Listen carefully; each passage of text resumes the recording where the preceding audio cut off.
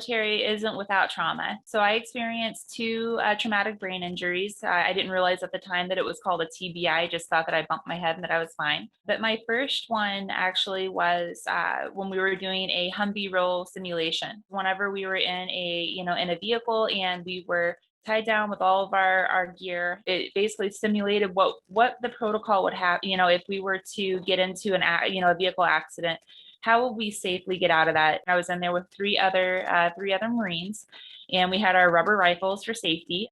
And somebody had lost control of their weapon, and it came and hit me in the face. I did temporarily lose, like, just briefly, consciousness. And I ended up, getting out of that and had a massive bruise on my face. Had to go see the corpsman, which is our medic. In the military, there's one thing that you have to say is you don't want to be injured. You don't want to, let your brothers and your sisters down, especially whenever it comes to workups for deployment. I was so worried about not being able to deploy that I just completely downgraded the symptoms, which I don't recommend anybody doing. If you have a brain injury, make sure that you seek medical help and that you're getting evaluated just for safety. So that was my first traumatic brain injury. Like I said, I had made it appear so that I was perfectly fine, and I was able to deploy to Iraq. My second brain injury actually was whenever I was in Afghanistan. I signed up to do the MCMAP, which is the Marine Corps Mixed Martial Arts Program. And I was actually working on my brown belt, which is the second highest level belt that you can get. I was really proud of that. And my first sergeant, as a joke, he put me with somebody that was just slightly taller than me. I think he was like 6'4", 6'5", something like that. And I'm 5'6", so he was much, much taller than me.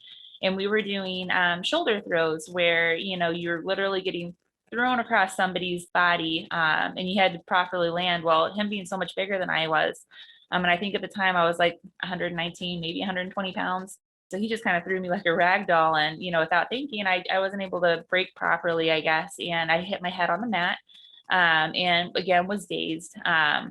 This one, I had immediate like nausea and, a lot of issues with that one. And so the corpsman had checked me out. And again, I'm afraid that I was going to get sent home. And so again, downgrading my symptoms, saying that I was fine. Obviously, I wasn't, because they could tell that I was nauseous and all that. And I was sent home for the rest of the day, told to rest and relax and everything. And I came back to work the next day, but I had light sensitivity issues and a pretty gnarly headache that lasted probably, I can't remember exactly how long, but it lasted for a while. Those were my two, TBIs that I actually happened while I was in the military.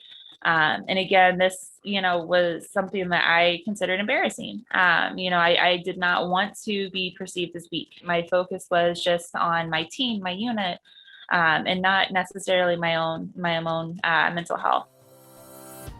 BrainLine is powered in part by Wounded Warrior Project to honor and empower post 9/11 injured service members, veterans, and their families. For more information about PTSD, please visit brainline.org. BrainLine is a service of WETA, Washington, D.C.